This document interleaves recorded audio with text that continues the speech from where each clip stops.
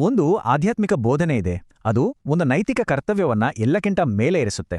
ಬನ್ನಿ ಅದರ ಬಗ್ಗೆ ತಿಳಿದುಕೊಳ್ಳೋಣ. ಇದೇ ಆ ಒಂದು ಆಶ್ಚರ್ಯಕರ ಆದೇಶ.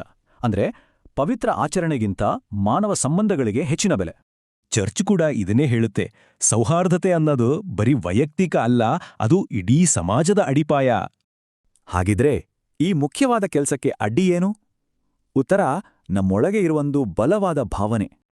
ಪೋಪ್ ಫ್ರಾನ್ಸಿಸ್ ಅವರ ಪ್ರಕಾರ ಕೋಪವನ್ನು ಕಡೆಗಣಿಸುವುದರಿಂದ ಅದು ಪರಿಹಾರ ಆಗಲ್ಲ, ಬದಲಿಗೆ ಇನ್ನಷ್ಟು ವಿಷಕಾರಿಯಾಗತ್ತೆ.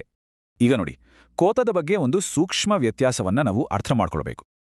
ಅದನ್ನೇ ಮನಸ್ಸಲ್ಲಿಟ್ಕೊಂಡ್ರೆ ಅದು ಗಂಭೀರ ಆಧ್ಯಾತ್ಮಿಕ ಪರಿಣಾಮಗಳಿರುವ ವಿನಾಶಕಾರಿ ಶಕ್ತಿಯಾಗಿ ಬದಲಾಗುತ್ತೆ. ಇಲ್ಲಿ 2 ದಾರಿಗಳಿವೆ.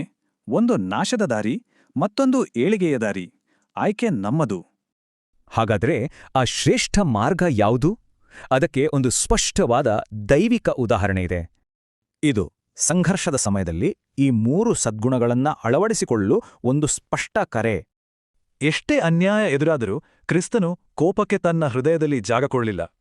ಹಾಗಾಗಿ ಕೋಪದ ಕಿಡಿ ದೊಡ್ಡ ಬೆಂಕಿಯಾಗುವ ಮೊದಲೇ ಅದನ್ನು ನಿಭಾಯಿಸುವುದು ಬಹಳ ಮುಖ್ಯ. ಸರಿ, ಇದನ್ನ ಪ್ರತಿ ವಾರ ಹೇಗೆ ಕಾರ್ಯರೂಪಕ್ಕೆ ತರಬಹುದು ಅಂತ ನೋಡೋಣ.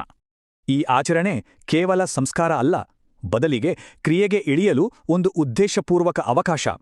ಇದೊಂದು ಸ್ಪಷ್ಟವಾದ 3 ಹಂತದ ಪ್ರಕ್ರಿಯೆ. ಪ್ರಾಮಾಣಿಕತೆಯಿಂದ ಆರಂಭಿಸಿ ವಿನಮ್ರತೆಯಿಂದ ಕಾರ್ಯರೂಪಕ್ಕೆ ತರುವುದು. ಸರಿ, ಈಗ ವಿವರಣೆಯಿಂದ ವೈಯಕ್ತಿಕ ಚಿಂತನೆಯ ಕಡೆಗೆ ಹೋಗೋಣ. ಮೊದಲ ಪ್ರಶ್ನೆ, ನಾವು ಯಾರಿಗೆ ನೋವು ಮಾಡಿದ್ದೇವೆ ಅಥವಾ ಯಾರಿಂದ ದೂರ ಇದ್ದೇವೆ? ಎರಡನೇ ಪ್ರಶ್ನೆ, ನಮ್ಮದೇ ಸೌಕರ್ಯಕ್ಕಾಗಿ ಸೌಹಾರ್ದತೆಯನ್ನ ಮುಂದೂಡುತ್ತಿದೆಯೇ? ಮತ್ತು ಕೊನೆಯದಾಗಿ, ಶಾಂತಿಯ ಕಡೆಗೆ ಇವತ್ತು ನಾವು ಇಡಬಹುದಾದ ಒಂದು ನಿರ್ದಿಷ್ಟ ಹೆಜ್ಜೆ ಯಾವುದು?